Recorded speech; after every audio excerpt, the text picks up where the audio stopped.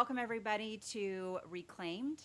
Today we're going to discuss empowerment and success, and we have an incredible guest here with us, Jen Porter. Jen is a career resiliency and leadership coach, and she works with ambitious women leaders to strengthen their voice and influence, and also to help them in this ever-changing professional world that we all live in. She has over 20 years of experience across Fortune 500 companies, global nonprofits. She helps women build careers that are both strategically strong and deeply aligned with their values. And that is definitely at the core of our Reclaimed mission statement here. So Jen, we're excited to have you. And on top of being all of those wonderful things, you are also on the brink of being an author. Jen has a book that's going to be coming out in a couple of months called Lioness, Stories to Awaken Your Roar Within. She also has her own podcast called Lioness Women Rooted in Christ, and you can access that anywhere that you access your normal podcasts. So Jen, thanks. I'm so excited for this conversation and to have you on this morning. Thanks, Lindsay. I'm thrilled to be here. And I love what you're bringing into the world and what you're putting out there. So thanks for inviting me to be a part of it. Thank you. Well, I want to get started with just sharing a little bit about you. So as I shared, both in your podcast and your book, the word lioness comes up. And so I'd love to hear a little bit more about this concept of awakening the lioness and how you really got to the point where you were exploring kind of your own lioness inside and how that came to be this exciting career that you've built around coaching and now being an author and podcasting specifically for women. Yeah, the lion means a lot to me. When I was in one of the hardest seasons of my life, I was in my car taking a break from work, trying to gather myself so I could go back in and keep going. And while I was there, I heard the words, "You have the heart of a lion." And for me, that was God speaking to me, encouraging me to keep going and that I was stronger than I realized. And so I believed that and I took that with me. I don't know if you can see, but behind me there's a lion.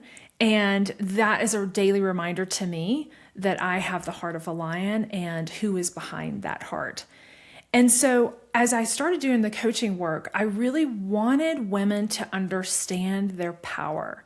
I wanted women to understand how truly strong they are and that we are all stronger than we think and then that certainly than we feel. And I had been doing this coaching work for a long time, many years, and I felt the nudge to step more boldly into some of the language around what I wanted for women. And that's when I found the lioness, the female lion. And I felt it felt bold and audacious to name it, but I had a cohort of women around me at the time, and they said, "Why not? Just if that's what you want to name it, name your brand, your work, Lioness." And so I started in January of 25, and that's when I started the podcast. That's when the book idea came, and I began that. And I now have the Lioness branding because I want women to step into the fullness of who they are. And a lot of us women need permission. Sadly, it shouldn't be the case, but we're sort of wired or nurtured that way. And so it's every time I say it, it's an invitation for someone to see themselves as such. I love it. What that brings to mind for me is, when you say we need permission. So I think even in my own experience, while I was ambitious, I think there's still an element of sort of stay in your lane that women are told, right? Like be this certain way or perform in a certain way. And what I've seen is that because I've maybe held back, it feels like other folks are recognized or maybe they're promoted or they're getting opportunities that I'm not getting because maybe I have stayed in my lane. I'm curious how you see that with the women that you coach, or is that something that thematically pops up It does. during your conversations? It does. So there's a balance. There's like this fine line to walk between sharing the things that we've accomplished and our skill set and what it is that we want to do next, while still remaining humble and collaborative and a wonderful leader and teammate. And so a lot of women, in fact, one of my clients just a couple weeks ago said, I just think my results should speak for themselves.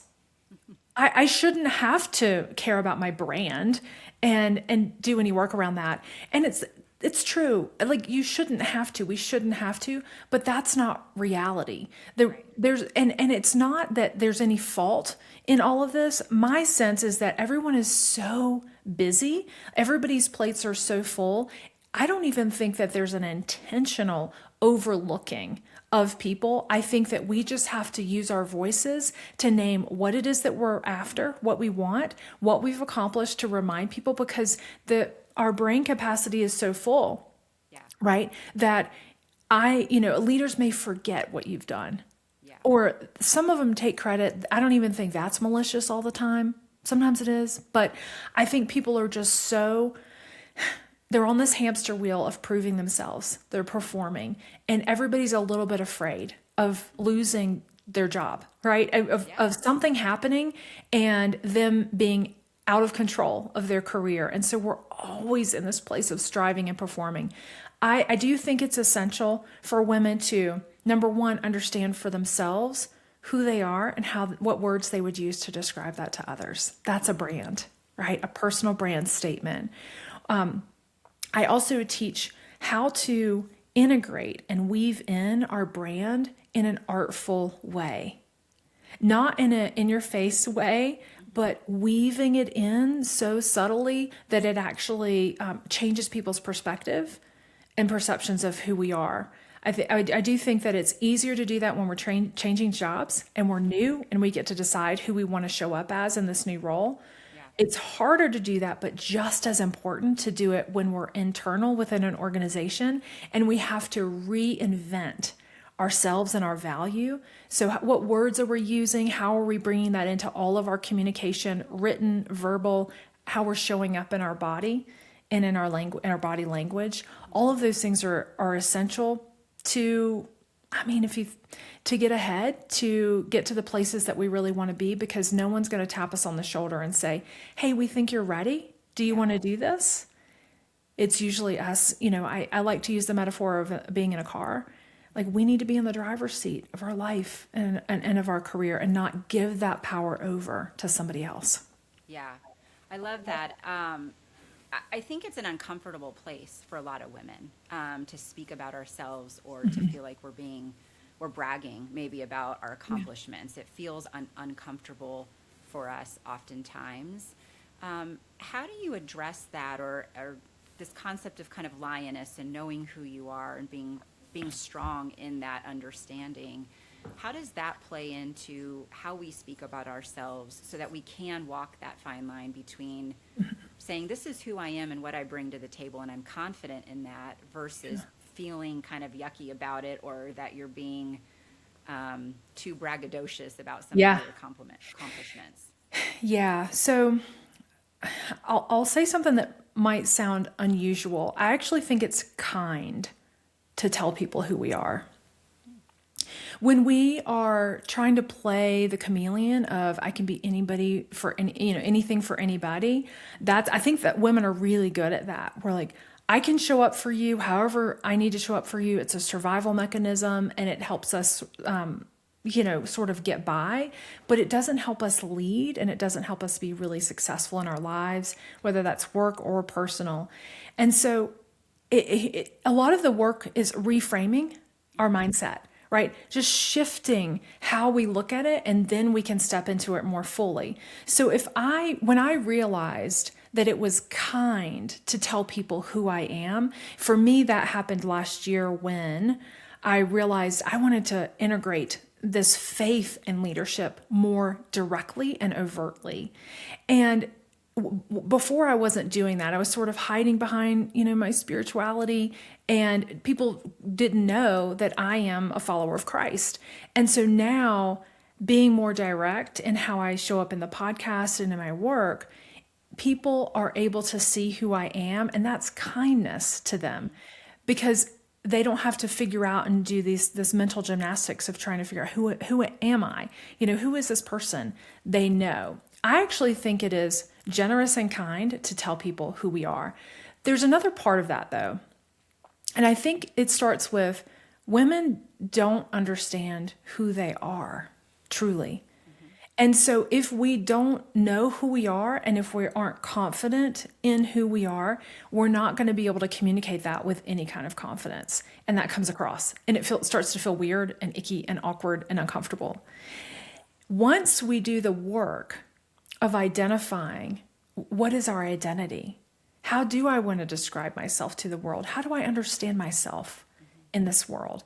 Once we do that work for ourselves and we can see it, the next step is then how do I communicate that to those around me and those essential relationships where people do need to understand, again, personally or professionally. Yeah. Yeah. I love that. I just, not to make this about me, but I just, what you were saying resonated so well because, I have two children and a marriage and a full life. And when they were little, I was working full time, trying to build my career, have babies. I was getting a master's degree. Like there were all these things happening. And I'm really proud of those things, but I also think that I got lost. Right? And a lot of those things and my identity became about sort of the service to others, which isn't inherently wrong. I need to serve my family and my children and all the things.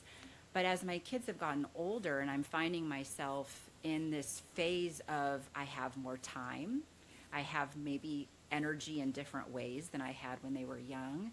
My kids are getting, I have one child that's next year going to be a senior, so she's getting ready to think about college and head off to start her life. And it's really caused me to pause and evaluate like who am I, and who am I without my children or without a marriage defining me? Who am I again? And that really, part of that is the impetus for this podcast is I think a lot of women are in that phase of life where we've served others for so long that we've really forgotten who we are. Tapping back into the things that we enjoyed even as kids. I will definitely credit therapy with a lot of my, self-acknowledgement and understanding who I am again. But what would you say to women that are maybe struggling with this or trying to figure out, what do I want? What's really important for me? What are some things that people can tangibly do to really get to know themselves again and tap into, we all had things that we loved to do as kids, whether it was, Yeah. Riding bikes or coordinating the neighborhood event, right, where all the kids met at 5 o'clock to play kick the can or whatever the case may be. So how do we kind of tap back into that and really rediscover who we are at this stage of life? Yeah, something you said struck me when you said I got lost along that way. And I was picturing you giving yourself away to all of the most precious people in your life and maybe not holding on to who you were as much. And, there's seasons for all of that. And motherhood, you're giving yourself away every single day and night. I think that's a common story for women is having lost ourselves or maybe never having found ourselves to begin with. And now we're trying to find ourselves for the very first time. That was my experience. And in my 30s, had gotten married early, terrible marriage, found myself divorced in my mid 30s. And I realized I didn't know anything about what I liked. I didn't even know what my favorite colors were. I didn't know what I liked to do in my free time because everything was about adapting to what this other person wanted to try to make him okay. And of course, none of that worked, but I lost myself in the midst of that. And so I had to do the work to really get curious with my own self of what do I like? It turns out I love blue. I painted the wall behind me blue. And it's like, I don't know what other people are going to think about this, but it makes me really happy. And it's my color. But I had to learn that as an adult. And it's worth taking some time. What I mean by time is quiet, silence, reflection, turning off all the noise doesn't have to be like a whole day, just like little bits of time where there's nothing coming at us we're not listening to podcasts, we're not reading books, we're not doing all these other things, taking it in. We're actually checking in with our own body, mind, soul, and spirit. What do I want? One of the hardest questions for women to answer, what do you want? Yeah. Or even, what do you need right now? Let's say you're going through a crisis. What do you need right now? Yeah. When women ask me that, I don't know.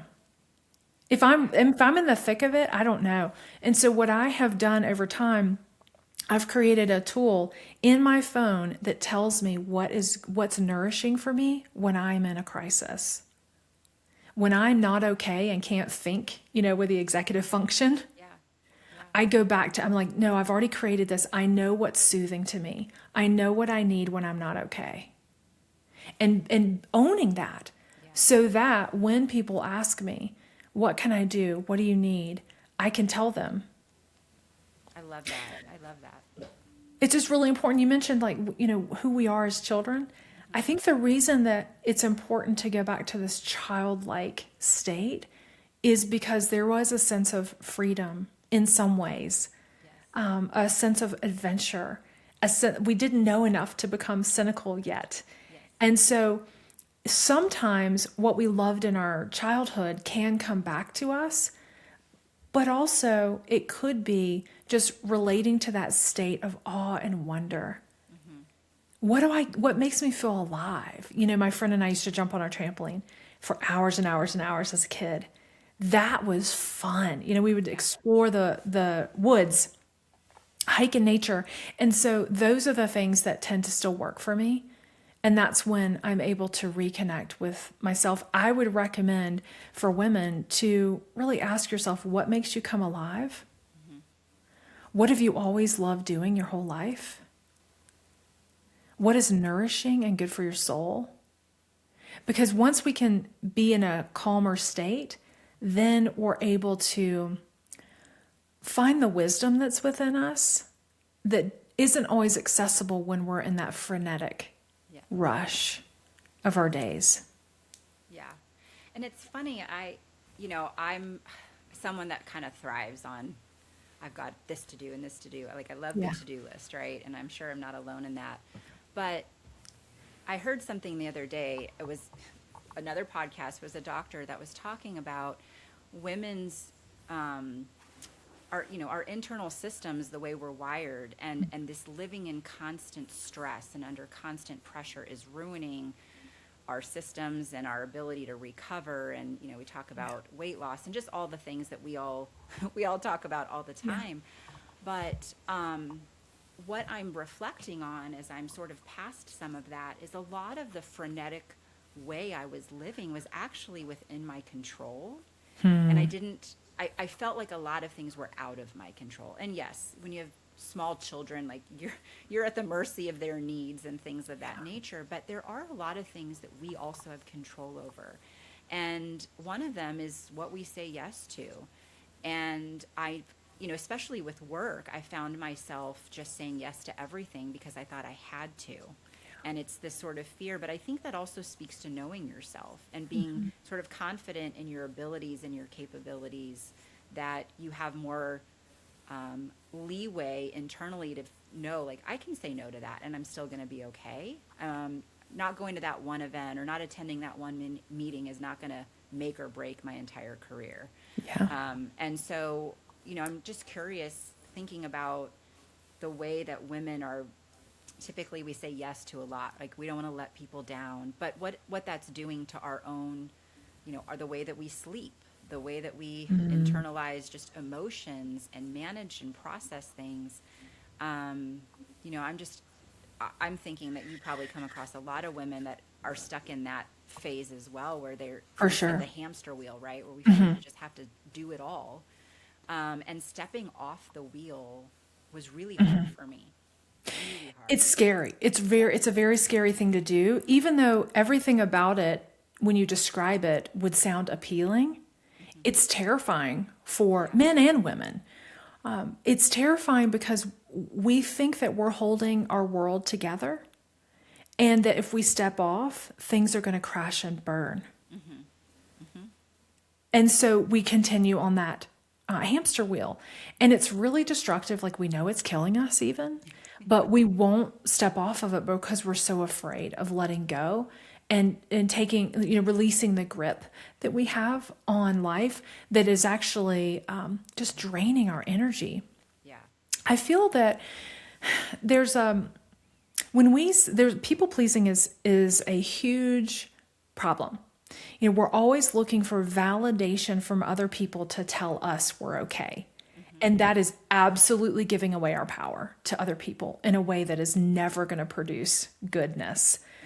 And so when we say yes to things that we don't actually want to say yes to, we're abandoning ourselves. We're abandoning ourselves on behalf of thinking that we're pleasing somebody else that's going to create something good for us or even for them. But it doesn't work that way, because what I find is that when we stand in our strength and in our truth, meaning yes, say yes to what you want to say yes to, say no to what you want to say no to, that's truth. We're honest about that. There's a respect that comes, a self-respect. We feel it in our body when we're honest about what we want and what we don't want, what we will do and what we won't do. And what I find is that other people respect those who stand firm in their convictions. Yeah. So if you're looking at how this shows up in a career, if we continue to be people pleasers, we're just going to get more work. We're just going to get piled on and probably not elevate to those next levels because we're not showing up like a leader. Right. We're showing up like a doer. Yeah.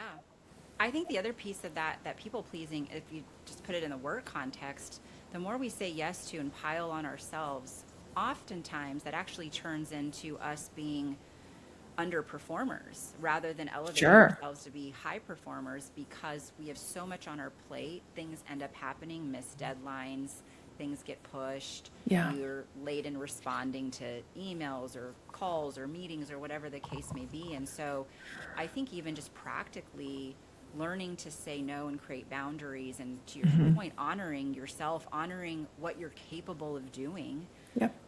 actually could turn into a very positive viewpoint of you in the workplace, because you're honoring the things you are saying yes to in the workplace. You're delivering on those things, and what you've said no to, they will find someone else to do that work, right? Yeah. So I want to say something else about that mental state of where you felt like you didn't have any choices, like there was no other way to do it. I think we owe it to ourselves to question, how true is this? How true is it that this has to land with me? That I have to carry all these things, that I can't do it another way? I've seen a pattern with women who are locked in mentally that there is no way out, that they cannot bring change to the way that they are operating, leading, living. They're not really at a coachable state at that point. yeah, They're so rigid and almost stubborn about the way that they see their circumstance that it couldn't be different. They just don't see a way out. We have to open ourselves up to the possibility of maybe there's something I haven't thought of. Maybe there's a different way. And even just the start is just being open to challenging our own thinking. yeah, That, wow, okay, I hear you. It seems impossible right now, but I believe that there could be a different way for me to do my life, work, to lead, and create those boundaries. I don't know how to do it today, but I'd love to learn. yeah.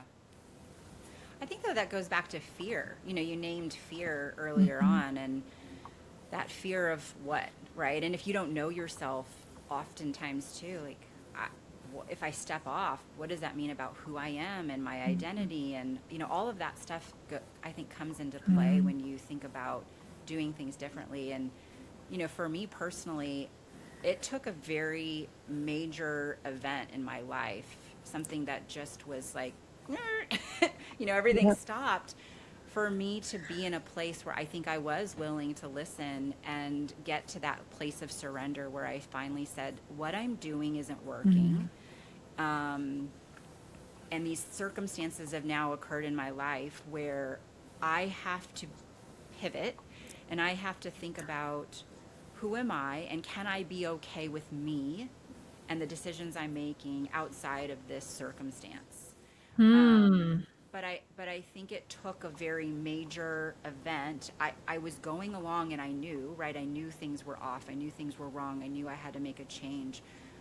But that grip of on like Yes. what I was doing, I was so tight, and my grip was so tight that I even had a coach, and maybe she felt the same way that you were just Yeah. describing. But that willingness to do something different came Yeah. from fear for me personally.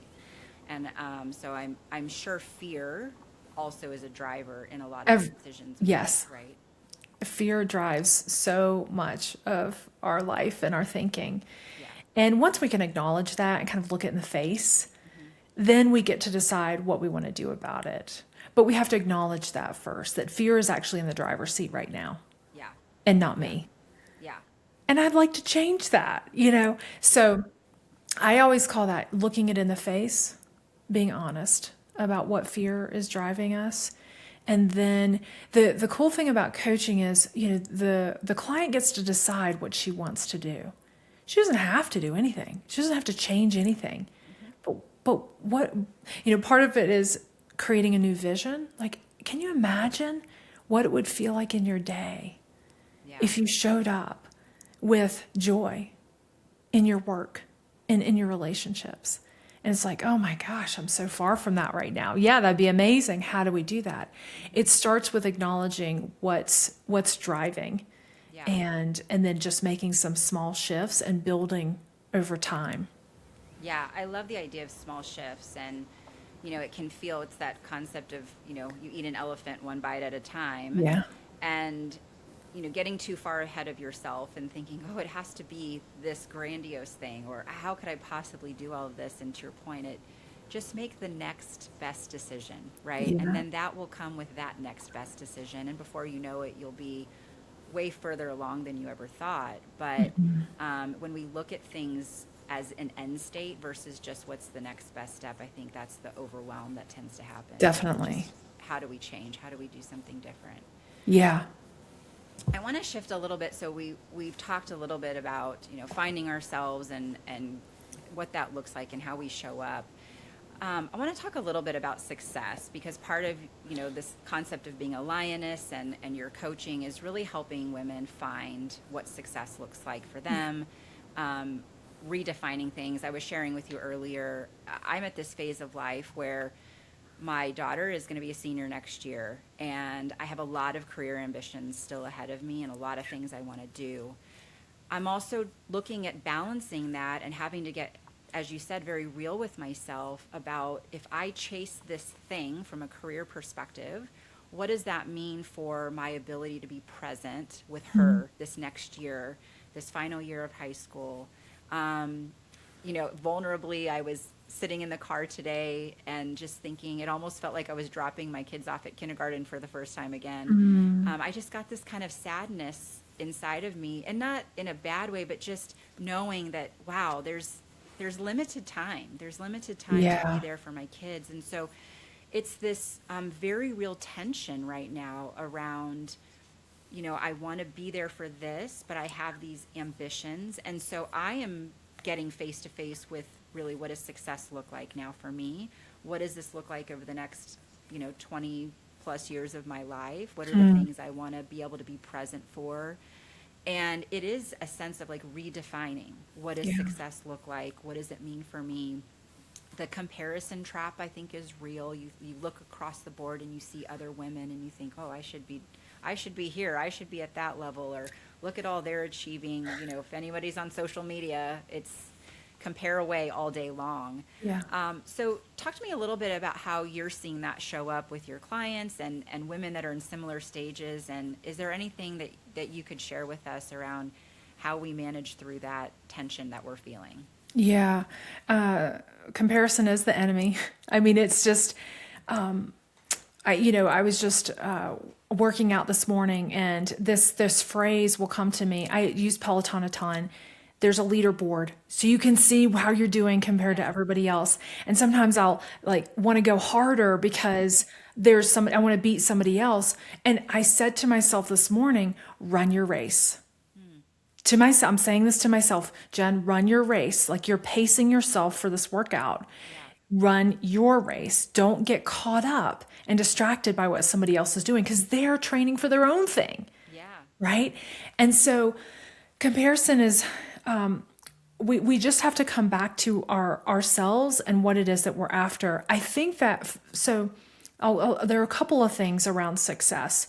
Number one, for me, I have come to this belief that success is obedience. Success is obedience. Where does that come from? For me, it comes from my faith. My worldview is a biblical worldview.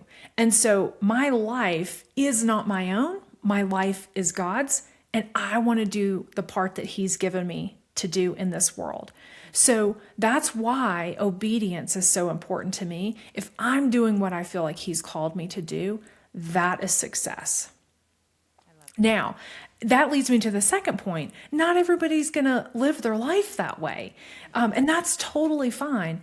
But what I want you to see in that is my values. Our values are going to drive our behaviors. And here's this is like a little secret that if we are in alignment with our values, we will be fulfilled. It doesn't matter the circumstances. It doesn't matter the outcome. It doesn't matter what happens next.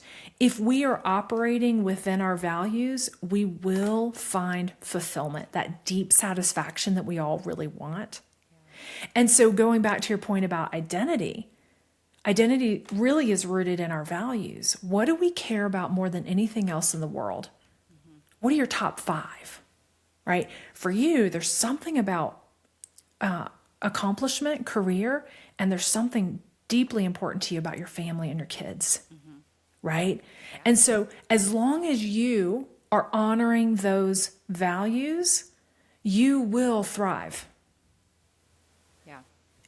Do you see what I mean? The values piece we have to know because unconsciously we are going to be trying to honor our values all the time. And when we're not able to, like this comes up a lot when when clients are thinking about career transitions, I always have them root in values because if they are not able to honor their values where they are right now, they're always going to be dissatisfied, frustrated, there's going to be tension, and they have to make a decision. Can you continue in the environment that you're in, knowing that you're not going to be able to honor your values? Meaning there could be like some serious conflict between the way the company's operating and the ethics and what you hold dear as a person in this world.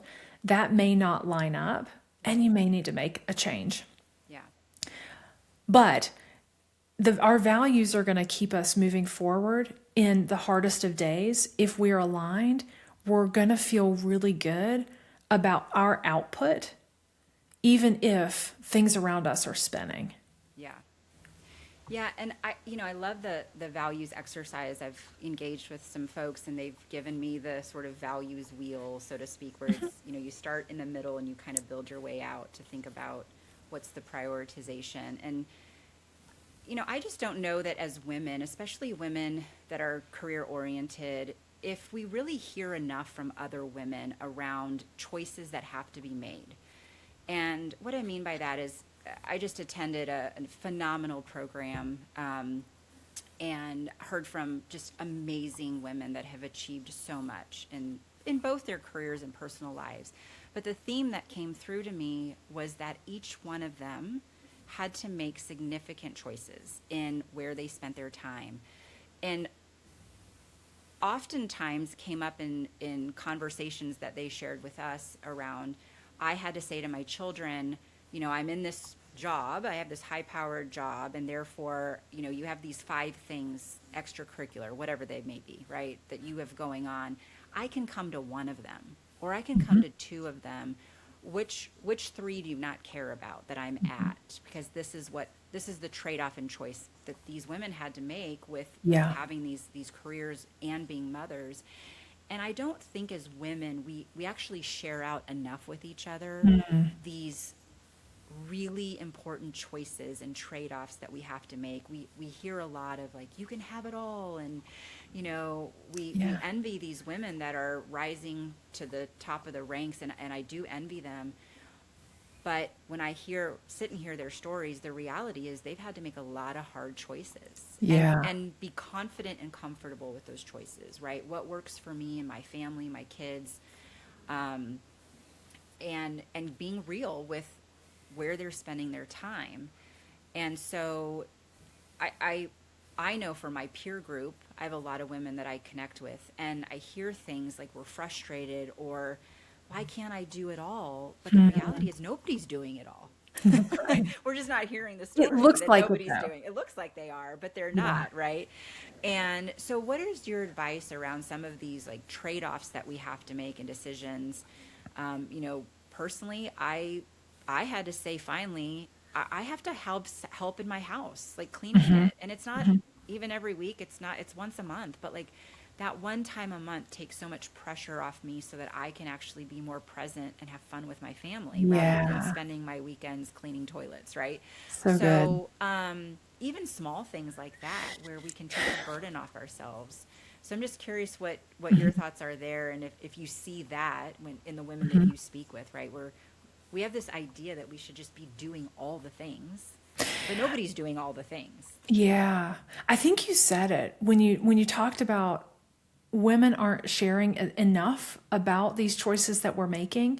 It reminds me of in my friend circle, when one of us shares out loud the struggle that we're having and the decision that's in front of us Hmm. and what needs to give, that enlightens the other person to see how we navigated that choice and how we became confident in our decision to say no to that thing. This thing is good, but I'm going to say no to it for these reasons because this is what I'm saying yes to in this season. Yeah. And that goes back to respect. I think that when we are able to communicate with confidence why we're making those choices, we don't want to let anybody down and say, I can't come to these things. I'm not going to be able to participate this year. I can't volunteer again this year. We are afraid we're going to let other people down, but we're actually aligning with our own selves. And it's actually best for everybody else because we're not going to wear ourselves thin, become resentful from all of our responsibilities, and not be able to do all the things as well as we really want to. So I think it is, women are so relational. Hmm. We really value being able to talk things out and to have things reflected back to us from wise women around us that helps us land in our decisions. And I think sharing those things more is a big part of it. Instead of like I'm an internal processor, so it actually I have to remind myself to bring other people in to what it is that I'm doing and thinking through and processing. And when I do, it's always good Yeah. because then I get an insight from somebody else that helps solidify my decision and I can walk in even greater confidence because of that. But women do struggle with it all the time. I think it goes back to understanding who we are and who we are in each season, Hmm. right? So for you, you're in a really critical, beautiful season of one more, incredible year with your daughter and wanting to make the most of that for her, for you, setting her on a strong foundation. That's going to be a big part of how you make decisions over the course of the next year is being available for her to help her fly and Yeah. soar. And so the year after that will be different. You get to reevaluate. Yeah. Okay, what capacity do you have in 2027? What is that going to look like? What are you able to say yes to after she flies? Oh, the coop, and what does your availability to her and support look like? Because it will evolve. It'll still be there, Right. but it will look different. And so, making sure that we're really clear on what our values are, who we want to be, because some of this is aspirational. Hmm. I may not feel like the strongest leader today, but I really want to get to the place of confident leadership. What do I need to do to help support that path so that I can get there? A lot of what we do is that visioning is so important because you talked about the ambition that you have, right? It's really strong. You may name some things. You may not be able to say yes to everything that's going to support that career path now, but you maybe can say yes to a couple of those things, and trusting and being patient with the journey to know that the time will come when you're able to step into those things that you have to say no to today. Yeah. Patience is not my strong suit, so that is something I am being tested with all of the time. And you talked about just things that are grounded in your faith, and I'm of the same faith, and I have been continuously looking at and reevaluating how are the things or the plans that I have aligned or not aligned with maybe what the Lord has for me or this season of my life. And I think that's another tension. So regardless of your faith, whatever that may be, thinking about how does that play into where you're at, the position you're in at this point in your life, and that patience piece, right? Knowing that I maybe don't have the best plan. Maybe there's a better plan or a different plan. Yeah. And I need to be patient and just take that next best step towards the things I think I want to go towards. Yeah. Versus trying to rush everything. And that's a real challenge for me. I'm sure I'm not alone in that. Yeah. I want to talk a little bit about your book, if we can. And I'd love for you to share a little bit about the journey there, thinking about courage and Yeah. just the things that we want to do, tapping into that. It's not an overnight thing based on what you shared with us. It's been a couple of years in the making. Yeah. So I'd love to hear a little bit about the journey there. What's the book about? How did you go about even getting started on that path? It's so exciting. Yeah. So the book is called Lioness, Stories to Awaken Your Roar Within. And so the concept was I love to celebrate women. I really, really do. I love to help women see themselves for how radiant and magnificent and creative and talented and just what a joy they are. Because we need other women in our life to help us see ourselves clearly, because we just don't see ourselves fully. And so we're like a mirror to one another. And so I really wanted to find women and tell the stories of their courageous journeys, their lioness journeys, of things that they've overcome and the courageous and cool work that they're doing in the world now. And these are really humble leaders. These are women who would never have said, I definitely should be in your book. Like, let me raise my hand. I will be in your book. No, these were women that were nominated by others, which is often, again, back to the permission, right?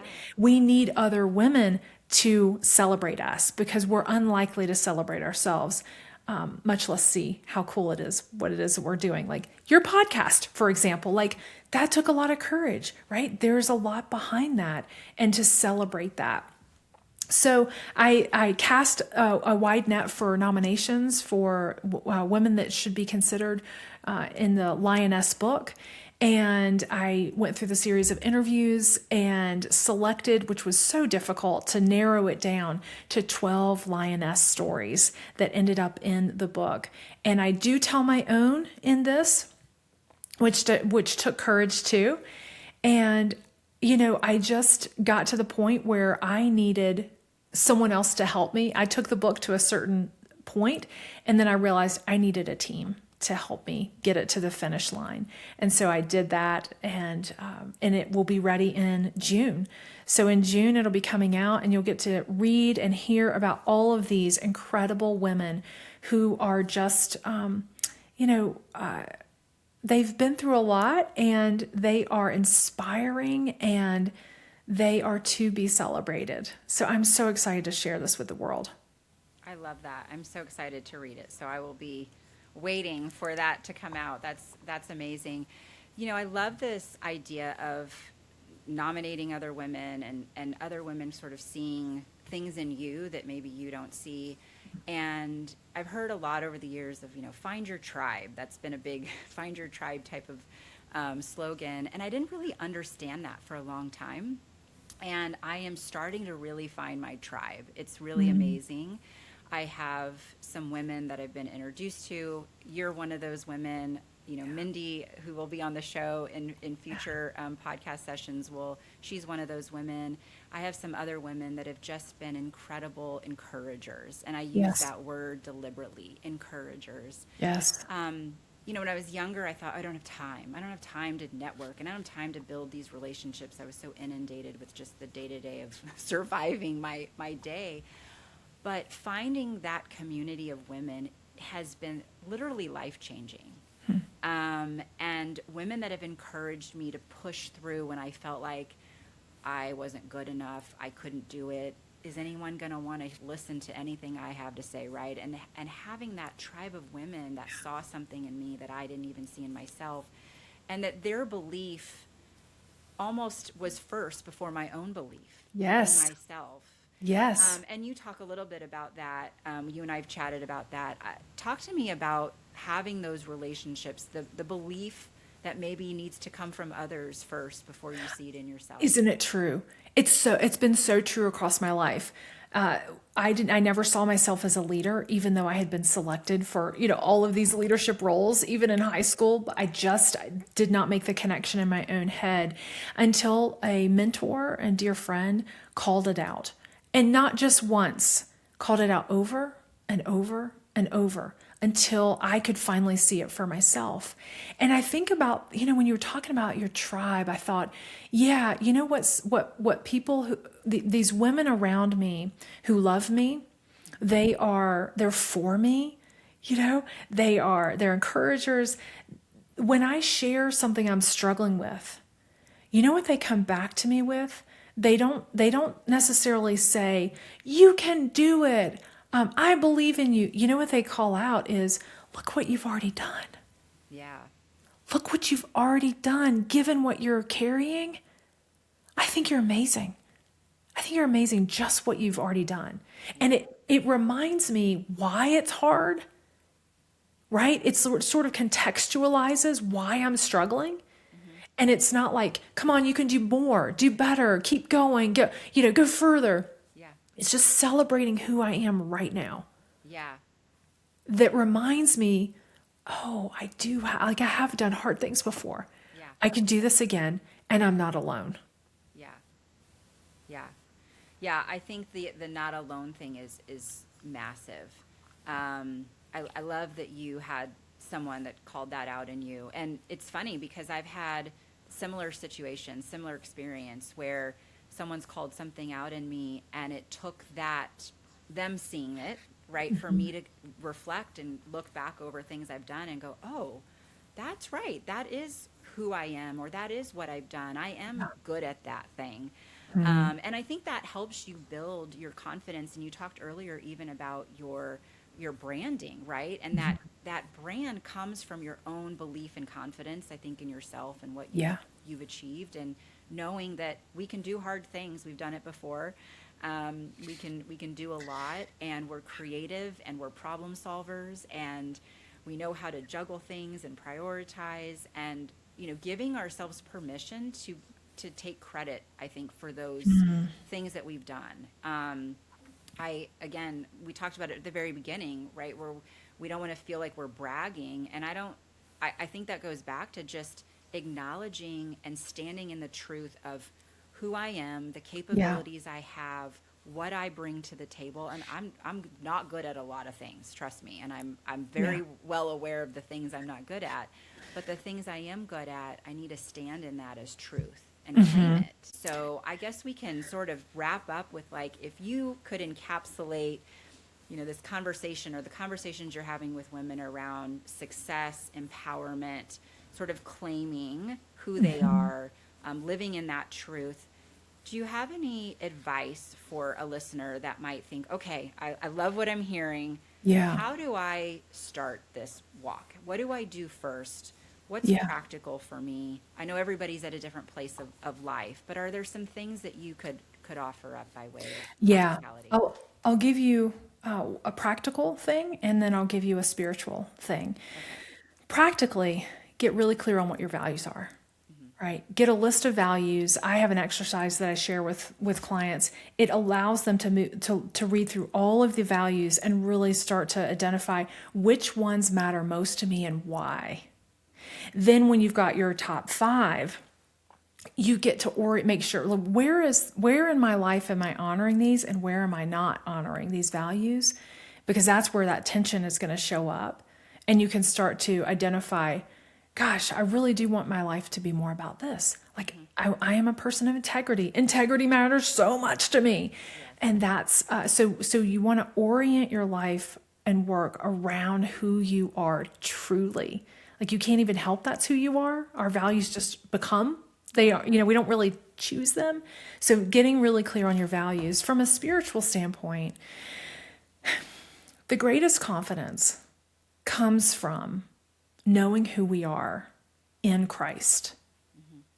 Because that's unshakable, unchangeable. And it's true whether we believe it or not. It's true no matter how we perform. It's true no matter like what our days looked like. So, in fact, I do a series called Identity in Christ. If any of your listeners want to go deeper in this, I walk through step by step, week by week on my podcast, our identity in Christ as beloved, as chosen, as valuable. And so we don't have to grasp at identity. It's already been defined who we are. And when we can understand and stand on that, it's irrefutable.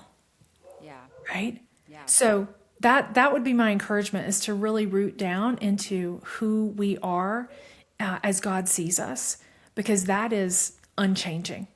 Yeah. Yeah. And I think it's the only constant, right? Because everything around us Yes. we have no control over what's going on around us. And for women that are in the job market's crazy, trying to figure out what we're going to do next. And it can feel overwhelming, but those areas where we know that's the truth, that's where we're grounded, that's constant, it's not changing. It gives us a peace, I think, and a calm that if we were just sort of flying by the seat of our pants or going with the way the wind is blowing around us, it creates a lot of anxiety and areas where we just feel like we're out of control. Exactly. So I love that. I love grounding in that. Well, thank you so much, Jen, for this time. I think this is amazing, and the conversation was so fantastic. I know a lot of people are going to really resonate with what we talked about today. I will definitely link your website and a way to get in touch with you for coaching and opportunities for anybody that's interested in reaching out. Outside of your website, is there anywhere that you would encourage someone to go to reach out to you or connect with you? I mean, yeah, I'm always on LinkedIn. Okay. I love meeting new people on LinkedIn and there, almost every day. And jenportercoach.com is my website. And the podcast Lioness Women Rooted in Christ, you can find that on any of the platforms. If you want to join the Lioness community, you can reach out to do that.